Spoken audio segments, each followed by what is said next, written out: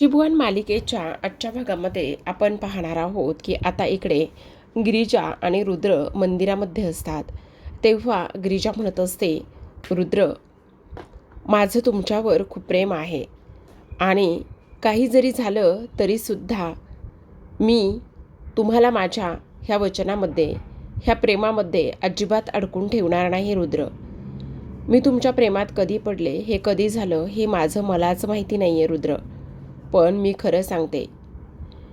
तेव्हा रुद्र म्हणत असतो, गिरिजा, तुम्ही वेड्या आहात का? तुम्हाला तर माहितीसुद्धा नाही. मी तर तुमच्या प्रेमात अगोदरपासूनच आहे. हे तुम्हाला कळायला हवं होतं. लग्नाच्या अगोदरपासूनच मी तुमच्या प्रेमात पडलो होतो. त्याच वेळेला गिरिजा म्हणत असते, पण रुद्र, खरं सांगू, हे मी सगळं फक्त आणि फक्त तुमच्यासाठी केलं आहे. आज इकडे देवीच्या साक्षीनं आणि होळी पौर्णिमेच्या साक्षीनं मी तुम्हाला तुमच्यावर असलेल्या प्रेमाची कबुली देते. त्याच वेळेला रुद्र म्हणत असतो, पण गिरिजा म्हणते, पण रुद्र, मी तुम्हाला खरं सांगते, माझी काही अशी जबरदस्ती नाही आहे की माझं तुमच्यावर प्रेम आहे तर तुमचंसुद्धा माझ्यावर असावंच.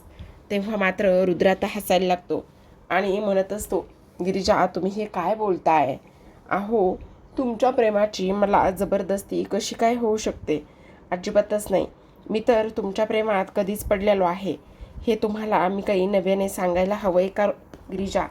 आणि त्याच वेळेला आता इकडे गिरिजाला आनंद झालेला असतो. तेव्हा रुद्र देवीसमोर असलेलं कुंकू उचलतो आणि लगेचच गिरिजेच्या भांगेत ते कुंकू भरत असतो आणि म्हणत असतो, गिरिजा, तुम्हाला एक गोष्ट सांगू का? आज आत्तापासूनच इकडे देवीच्या साक्षीनं पुन्हा आपण नवीन आयुष्याला सुरुवात करूया. असं म्हणून रुद्रने आता तिच्या भांगेत कुंकू भरल्यानंतर गिरिजाला आनंद झालेला असतो. तिच्या चेहऱ्यावर आणि त्याचबरोबर इकडे डोळ्यातून अश्रू वाहू लागलेले असतात. ती देवीसमोर नमस्कार करते आणि देवीला प्रार्थना करते की आमच्या नात्याला कोणाचीही नजर लागू नको म्हणून. आणि त्याच वेळेला आता इकडे रुद्र गिरिजाला आवाज देत असतो, पण गिरिजाला हे पडलेलं एक स्वप्न असतं. गिरिजा ही खाली मंदिराच्या बाहेरच उभी असते आणि खाली मंदिराच्या बाहेर उभी असताना तिला पडलेलं हे स्वप्न असतं. तेव्हा रुद्र तिला आवाज देतो आणि म्हणत असतो, गिरिजा, खरंच तुम्ही हे किती सुंदर केलं आहे. त्याच वेळेला गिरिजा म्हणत असते, काय? हो गिरिजा, किती सुंदर केले तुम्ही, हे बघा ना एकदा. असं म्हटल्यानंतर आता इकडे लगेचच जी गिरिजा आहे ती ते पाहते आतमध्ये येऊन. तेव्हा लगेच आता इकडे गिरिजा म्हणत असते, अहो रुद्र, पण हे, हो गिरिजा, तेच मी तुम्हाला सांगण्याचा प्रयत्न करतोय. हे तुम्ही किती कसं सुंदर केलेलं आहे हे पाहून मला तर फार आनंद झाला बघा. असं सुद्धा आता इकडे ती बोलत असते. हे सगळं काही बोलल्यानंतर लगेचच आता आपण पाहतो उर्वशी तिथे आलेली असते. उर्वशी तिथे आल्याबरोबर ती म्हणत असते, अरे, तुम्ही दोघंजणं इथे आहात? तुम्ही दोघंजणं इथे काय करताय? त्याच वेळेला आता रुद्र तिला म्हणत असतो, अगं आत्या, तू इथे काय करतेस? अरे, आज होळी पौर्णिमा आहे ना, मग होळी पौर्णिमा असल्या कारणाने इथे मी एक काम करायला आले आहे. इथे मला देवीला नारळ वाढवायचा होता आणि म्हणून मी आले आहे. मी नवस बोलले होते, तो नवस आज माझा इथे पूर्ण झाला आहे ना, आणि म्हणूनच मी इथे आलेले आहे. पण तुम्ही दोघंजणं इथे काय करताय? असं आता इथे ती बोलत असते. आता ह्या सर्व गोष्टी बोलल्यानंतर लगेचच आता इकडे जो काही रुद्र आहे तो म्हणत असतो, ये ना, बघ ना, इकडे गिरिजाने किती सुंदर अशी आरास काढलेली आहे. तीच आरास मी इकडे पाहण्यासाठी आलो होतो. बघ ना आत्या. तेव्हा ती म्हणत असते, अरे वा, खूपच छान काढलेली आहे. पण चला घरी, आता सर्वांना उपवास सोडायचा आहे. तुम्ही असेच इथे बसून राहणार आहात का? चला पटकन. तेव्हा गिरिजा आता तिथेच उभी असते. गिरिजा तिथे उभी असताना ती विचार करत असते, हे सगळं कसं झालंय? ह्या सगळ्या गोष्टी कशामुळे झाल्यात असा ती विचार करते. हे कसं शक्य आहे? म्हणजे एक गोष्ट तर नक्की आहे की इकडे मी आरास ही काढलीच होती. त्याच वेळेला इथे उर्वशीला आठवत असतं, अगं गिरिजा, तू काही करशील आणि तुझा सगळा प्लॅन मी इथे यशस्वी होऊ देईल असं वाटतंय का तुला? कारण तू जेव्हा विशाखासोबत फोनवर बोलत होतीस त्याच वेळेस मी ऐकलं होतं, जेव्हा गिरिजा इथे सांगत असते, विशाखा, मला इथे रुद्रांसाठी आरास बनवायची आहे दिव्यांची, तू प्लीज मंदिरामध्ये पणत्या दिवे घेऊन येशील का? तेव्हा विशाखाने तिला हो म्हणून सांगितलेलं असतं. आता इकडे गिरिजाने तिच्या मनातल्या भावना त्या आरासद्वारे उतरवलेल्या असतात. पण जेव्हा हे सगळं काही या लोकांना कळतं तेव्हाच मात्र आता तिथे जी काही सावी आहे ती जाऊन त्या आरासचं असं काहीतरी ती करून ठेवते. हे सगळं काही करून ठेवल्यानंतर आता उर्वशी म्हणत असते, गिरिजा, तुझ्या प्रत्येक हालचालीवर माझं बारीक लक्ष आहे. काही जरी झालं तरी मी तुला जिंकू देणार नाही आणि रुद्रापासून मी तुला लांब केल्याशिवाय राहणार नाही, असं ती बोलत असते. आता दुसऱ्या दिवशी सकाळची वेळ असते. दुसऱ्या दिवशी वासंती किचनमध्ये असते. त्याच वेळेला रुद्र तिथे जातो आणि म्हणत असतो, आईसाहेब, गिरिजा सकाळपासून मला कुठेच दिसल्या नाही आहेत, तर त्यांच्या खोलीमध्ये सुद्धा नाही आहेत. तुम्ही त्यांना पाहिलं आहे का? त्याच वेळेला आता इकडे वासंती म्हणत असते, हो, अरे ती ना तिचं थोडंसं काम होतं म्हणून बाहेर गेली आहे. आता उर्वशी म्हणत असते, अरे वा, बायको एकाची आणि खबर एकाला आहे. काय रे रुद्र, बायको तुझी आहे तुला सांगून जात नाही आहे का? सगळ्या गोष्टी आणि सगळं काही इथे सासूला बरं माहिती. चांगलीच गट्टी जमली सासू आणि सुनेची. त्याच वेळेला आता वासंती म्हणत असते, हो असू देत ना, काय फरक पडतो ती जर बाहेर गेली तर? नाही, बाहेर गेली, मित्रमैत्रिणीला जेवढं भेटायचं गरजेचं आहे त्याहूनही सगळ्यात महत्त्वाचं म्हणजे घरातील जबाबदाऱ्या, सण, रीतीभाती ह्यासुद्धा शिकणं आणि पार पाडणं गरजेचंच आहे की नाही?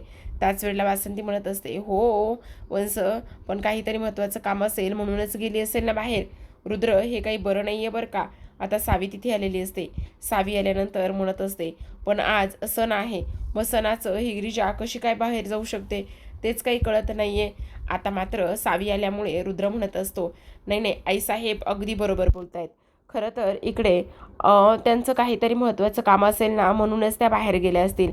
आईसाहेब तुम्ही नका काळजी करू, त्या आल्या का मला सांगा.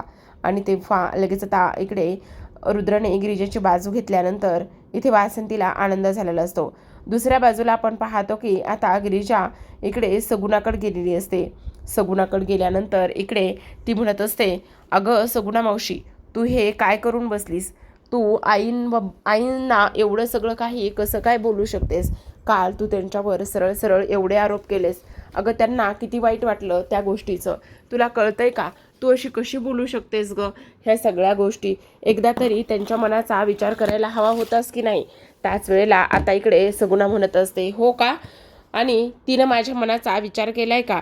आणि काय गे, तुला तुझ्या सासूची एवढी माया येते तर इथे सगुणा मावशीची तुला माया येत नाही का? आणि तुला तिला बोललेलं दिसतंय आणि ती माझ्यासोबत कशी वागली हे तुला दिसत नाही का? त्याच वेळेला आता इकडे गिरिजा म्हणत असते, अगं कमीत कमी तू बोलून एवढा राग व्यक्त केलास, पण आईची तर त्या घरामध्ये किती वर्षापासून घुसमट होती. जेव्हापासून लग्न झालं तेव्हापासून त्या रोज एक एक दिवस घुसमट होती त्यांची. मग हे सगळं तुला कळत नाही का? अगं मग का घुसमट होते तर काय गरज होती त्या नागेश्वरसोबत लग्न करण्याची? मी काय आवडताना दिलतं का की त्या नागेश्वरसोबत लग्न कर म्हणून? त्याच वेळेला आता इकडे गिरिजा म्हणत असते, मग तो नागेश्वर कसा आहे हे तुम्हाला सुद्धा कोणाला माहिती नव्हतं ना? मग मला सांगा, हे जर तुम्हाला माहिती नव्हतं तर मग हे आईसाहेबांना तरी कधी आणि कसं माहिती असणार आहे? त्यांना सुद्धा माहिती नव्हतंच ना. मग तुम्ही ह्या सगळ्या गोष्टींचा असा विचार का बरं करता? आता हे सगळं काही झाल्यानंतर आपण पाहतो की इकडे लगेचच आता दुसऱ्या बाजूला जी काही गिरिजा आहे ती वासंतीची पूर्ण बाजू समजावून सांगत असते. इकडे आता जो रुद्र आहे तो वासंतीकडे इकडे गेलेला असतो वासंतीकडे आणि म्हणत असतो, आईसाहेब काय झाले? खरं खरं सांगा ना, गिरिजा अजूनसुद्धा आल्या नाही आहेत. काही टेन्शन तर नाही आहे ना? बघा ना, सगळे पाहुणे वगैरे आलेले आहेत. तुमचं त्यांच्याशी काही बोलणं झालं आहे का? जर तुमचं त्यांच्याशी काही बोलणं झालं असेल तर प्लीज आम्हाला सांगा ना. त्याच वेळेला वासंती आता मनातच म्हणत असते, खरं तर आता ताईमधलं आणि माझ्यामधलं भांडण मिटवायला गेलेल्या गिरिजामुळे आता ह्या दोघांच्या नात्यामध्ये आणखी काही विघ्न नको यायला किंवा ह्या दोघांचंच इकडे गैरसमज व्हायला नको, असा इकडे वासंती विचार करत असते. आणि त्याच वेळेला रुद्र विचारत असतो, पण वासंती तेव्हा तिथून काहीतरी कारण देऊन बाजूला निघून जाते. आता ती तिथून बाजूला निघून गेल्यानंतर आपण पाहतो की इकडे रुद्र म्हणत असतो, आईसाहेब सांगा ना काय झाले? पण वासंती काहीच सांगत नाही. इकडे आता गिरिजा म्हणत असते, अगं मावशी तुला कळतंय का? त्यांची त्या घरामध्ये रोज घुसमट होते आणि तो नागेश्वर कसा आहे त्या आत्याच्या म्हणजेच भाऊ बहिणीच्या त्या दोघांमध्ये इथे आईसाहेबांचं काय काय रोज होतंय, मी माझ्या लग्न झाल्यापासून मी माझ्या नजरेने हे सगळं काही पाहते, ते सगळं तुला नाही समजणार ग, असं ती बोलत असते. त्याच वेळेला आता इकडे जी काही सगुण आहे ती म्हणत असते, मग मी काही जबरदस्ती केली का तिला तिथे राहण्यासाठी? तिने तिथे राहू नये, काय गरज आहे तिला तिथे राहायची? त्याच वेळेला आता इकडे गिरिजा म्हणत असते, हे सगळं जर तुझ्या एका एका मुलासाठी आई हे सगळं काही करत आहे, त्यांचं काय चुकतंय मग? जर आई एका मुलासाठी हे सगळं करते तर मग त्याच वेळेला आता ह्या सगळ्या गोष्टीच्या जागी जर इथे श्रीदादा असता आणि तुझ्यावर तशी वेळ आली असती तर तू काय केलं असतंस? तुझ्या एक गोष्ट लक्षात येते का ग मावशी? हे बघ, त्या बापासारखा आणि त्याचबरोबर त्याच्या त्या आत्यासारखा, त्या दोघांसारखाही रुद्र नाही आहे. रुद्रवर त्या मातेनं दिवसरात्र जागून चांगले संस्कार केले आहेत, त्यांना चांगलं घडवलं आहे. आणि जर त्यांनी तिथून पळ काढला असता तर रुद्रसुद्धा अगदी त्यांच्यासारखे झाले असते की नाही? मग ही गोष्ट तुझ्या लक्षात येत नाही का? आज त्या तिथे राहून सुद्धा किती आणि काय काय सहन करतात, ही गोष्ट तुझ्या लक्षात येत नाही आहे का? असं सुद्धा आता इकडे ती बोलत असते. त्याच वेळेला आता वासंती सगुणा हे सगळं काही ऐकून घेत असते आणि गिरिजा म्हणत असते, मग तू विचार कर ना, त्यांना काय वाटत असेल आणि त्या रोज काय काय मरण यातना सहन करत असतील, ह्या गोष्टी तुझ्यासुद्धा लक्षात आल्या पाहिजेत ना, असं सुद्धा आता इकडे ती बोलत असते. आता हे सगळं काही बोलल्यानंतर इकडे जी काही सगुणा आहे ती विचार करायला लागते, तिच्या डोळ्यामध्ये अश्रू येऊ लागतात. त्याच वेळेला गिरिजा म्हणत असते, मग तुला एक गोष्ट सांगू का? अगं, आज देवकी आणि त्याचबरोबर तिची मुलगी जिवंत आहे, तर ती फक्त आणि फक्त इथे एकाच बाईमुळे, आणि ते म्हणजेच की वासंती आईमुळे ती जिवंत आहे. आता हे सगळं तुला वाटतंय की त्यांनी तुझ्यापासून लपून ठेवलं, तर नाही ग, त्यांनी तुझ्यापासून लपून नाही ठेवलं, उलट त्या तुला सांगणारच आहेत. पण मला एक गोष्ट सांग ना, त्या घरामध्ये त्यांची किती घुसमट होते आणि त्या तुला हे सगळं कधी येऊन सांगणार होत्या? हे बघ, आज मी तुला एक गोष्ट सांगते, जर तुला असं वाटत असलं ना की इकडे काही जरी झालं तरी सुद्धा ज्या काही वासंती आहेत, तुझी बहीण आहे, त्यांना तुला माफ करावं, तर आज मात्र तू सगळं काही विसरून इथे रंगपंचमी खेळण्यासाठी त्यांच्याकडे येशील आणि त्यांना हा गैरसमज झालेला रंग तू लावून देशील, असं सुद्धा आता इकडे गिरिजा सगुणाला सांगत असते. आता सगुणाच्या डोळ्यामध्ये पाणी आलेलं असतं. तेव्हा गिरिजा म्हणत असते, तुला अजून एक गोष्ट सांगू का मावशी? माझं लग्न झाल्यापासून त्या घरामध्ये होणारी रोजची घुसमट मी त्यांची पाहतीये आणि त्या कशा कशा जगतात हे मला चांगलंच माहिती आहे. इकडे दुसऱ्या बाजूला सावी आता चरफडत असते, कारण रुद्र सतत गिरिजा गिरिजा म्हणत असतो आणि त्यामुळे ती आता इकडे उर्वशीकडे जाते आणि म्हणत असते, काय ग मावशी, हा रुद्र असं त्या गिरिजामध्ये काय बघतोय ग? प्रत्येक वेळी फक्त आणि फक्त इथे गिरिजाच करतोय. काय झालं आता? काय झालं म्हणजे? मला त्याला रंग लावायचा आहे आणि मला त्याला रंग लावायचा आहे तर तो फक्त आणि फक्त इथे त्या गिरिजाचीच वाट बघतोय.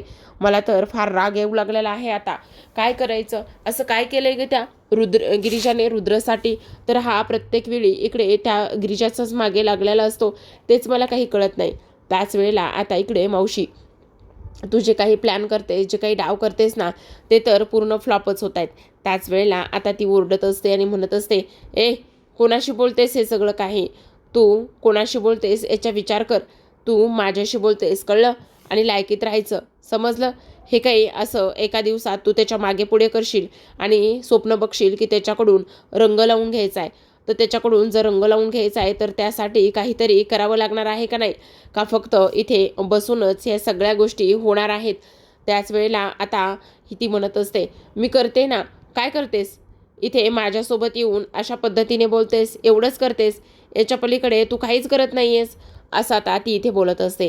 इकडे मात्र रुद्र आता बराच वेळ गिरिजाची वाट बघत असतो आणि वाट बघत असताना लगेच आता इकडे तो पुन्हा वासंतीकडे जातो आणि म्हणत असतो, आईसाहेब, खरं खरं सांगा, काही प्रॉब्लेम तर नाही आहे ना? म्हणजे गिरिजा अजूनसुद्धा आलेल्या नाही आहेत म्हणून विचारतोय, आणि तसा काही जर प्रॉब्लेम असेल तर तसं सांगा बरं का. असं सुद्धा तो इथे बोलू लागतो. आता हे सगळं काही बोलल्यानंतर लगेचच उर्वशी तिथे आलेली असते. उर्वशी तिथे आल्यानंतर ती नागेश्वरला म्हणत असते, दादासाहेब काय चाललंय हे सगळं? अहो दरवर्षीप्रमाणे पाहुणे सगळे जमलेत, मग आता तुम्ही पूजेला सुरुवात करणार नाही का? आणि त्याच वेळेला आता इकडे नागेश्वर म्हणत असतो, हो करायची तर आहेच ना दीदीसाहेब. ओ चिरंजीव या इकडं. आता गिरिजा अजून आलेली नाही, त्यामुळे वासंतीला थोडंसं टेन्शन आलेलं असतं. ती विचार करत असते की खरं तर आता गिरिजाने आत्तापर्यंत यायला हवं होतं. आता आपण इकडे पाहतो की लगेचच जो काही नागेश्वर घोरपडे आहे तो मुद्दामच पहिला जो रंग आहे तो पहिला रंग इकडे आता वासंतीला लावतो आणि पहिला रंग वासंतीला लावल्यानंतर म्हणत असतो, ह्या पहिल्या रंगाची मानकरी आमच्या इथे लक्ष्मी म्हणजेच आमच्या इकडे आता ज्या काही मालकीनबाई आहेत त्या मालकीनबाईंचा पहिला मानाचा रंग आहे, असं म्हणून तो आता वासंतीला रंग लावत असतो. आता वासंतीला रंग लावल्यानंतर इकडे आता लगेचच जो काही नागेश्वर आहे तो म्हणत असतो, काय चिरंजीव तुम्ही पण थोडेच फार इकडे संस्कार आणि त्याचबरोबर जबाबदाऱ्या ह्या तुमच्या बायकोला सुद्धा थोड्याशा समजून सांगा. जर तिला ह्या सगळ्या थोड्या जबाबदाऱ्या आणि हे समजून सांगितलं तर घराचं थोडंसं भलं होईल. त्याच वेळेला रुद्र म्हणत असतो, हो आबासाहेब नका काळजी करू, मी सगळं काही समजून सांगेल तिला आणि ती इथून पुढे नीटसुद्धा वागेल, तुम्ही काळजी करू नका, असं सुद्धा आता इथे तो बोलत असतो. आता इकडे जो काही रुद्र आहे तो विचार करत असतो, काय करू? मला तर खरं पाहायला गेलं तर पहिला रंग जो आहे ना तो इथे गिरिजालाच लावायचा आहे, पण गिरिजा अजून तरी आली नाही. असं म्हटल्यानंतर तो आता गिरिजाची वाटच बघत असतो. गिरिजेची वाट बघत असताना समोर त्याला सावी दिसते आणि सावीला सुद्धा आता इकडे रुद्र दिसत असतो. त्याच वेळेला सावी विचार करते, जाऊ का? पहिला रंग जो आहे तो इकडे मी रुद्रला लावू का? असा विचार सावी करत असते.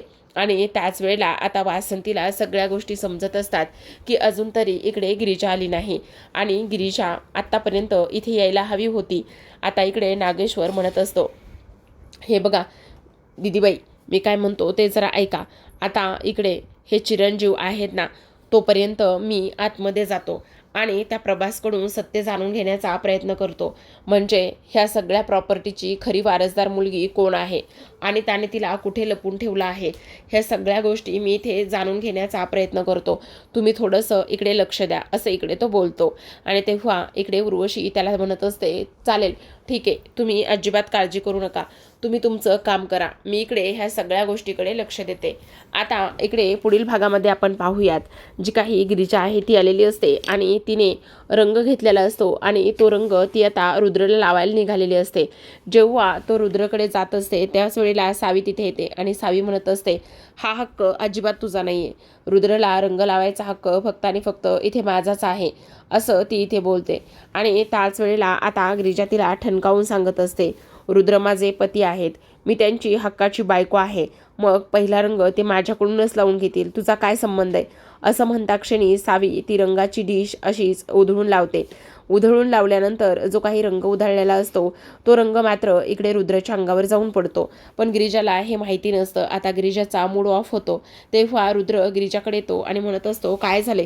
त्यावेळेस गिरिजा म्हणत असते, मला खरं तर तुम्हाला पहिला रंग लावायचा होता, पण बघा ना. त्याच वेळेला आता रुद्र म्हणत असतो, असं काय करताय गिरिजा, माझ्याकडे एकदा बघा तरी, तुमचाच रंग मला लागला आहे. असं म्हणता क्षणी ती रुद्रकडे पाहते आणि उडालेली डिश गिरिजाकडून उडालेली डिश ही रुद्रच्या अंगावर पडली हे तिच्या लक्षात येतं. आता तेव्हा गिरिजा लाजलेली असते. त्याच वेळेला रुद्र स्वतःच्या गालाचा रंग काढतो आणि तो लगेचच गिरिजाला लावत असतो. आता अशा पद्धतीने ह्यांचं हे जे काही धुलीवंदन आहे ते छान असं साजरं झालेलं असतं. आता इकडे वासंती सगुणाची वाट बघत असते. तेव्हा गिरिजा तिच्याकडे जाते आणि म्हणत असते, आई मावशीची वाट बघताय ना, ती नक्की येईल माझी खात्री आहे. त्याच वेळेला ती म्हणत असते, मला नाही वाटत ती किती येईल म्हणून. आता समोरून इकडे सगुणा आणि श्रीमंत हे दोघे जण येत असतात. नागेश्वरचं लक्ष जातं आणि तो म्हणत असतो, आता ही बया इथे का आलेली आहे? जर ही इथे आली आणि हिने जर आमचा अपमान करायचा ठरवला ना तर हिला आम्ही इथेच जित्तीच गाडणार आहे, असं इकडे तो बोलत असतो. आता इकडे ही आल्यानंतर जी काही आपली वासंती आणि त्याचबरोबर गिरिजा ह्या दोघींना सुद्धा फार आनंद झालेला असतो. त्या दोघी जणी तिच्याकडे पाहतच असतात. आता इकडे गिरिजा रंगाची डिश घेऊन येते आणि रंग हा सगुणाकडे करत असते. तेव्हा मात्र हा रुद्र आणि त्याचबरोबर उर्वशीसुद्धा त्यांच्याकडे पाहतच असतात. तर आता प्रेक्षकांनो, ह्या दोघी बहिणींचं जे काही अंतर आहे, दोघी बहिणींची नाराजी आहे, ती गिरिजाने तर दूर केलेली असते. पण नागेश्वर आता इकडे सगुणासोबत कसं वागेल, काय बोलेल, हे पाहणं फार इंटरेस्टिंग असणार आहे. तर अशाच नवनवीन मालिकांचे अपडेट्स आणि रिव्ह्यू जाणून घ्यायचे असतील, पाहायचे असतील तर नक्की चॅनलला सबस्क्राईब करा. भेटूयात उद्याच्या भागामध्ये. तोपर्यंत पाहत रहा नशीबवान.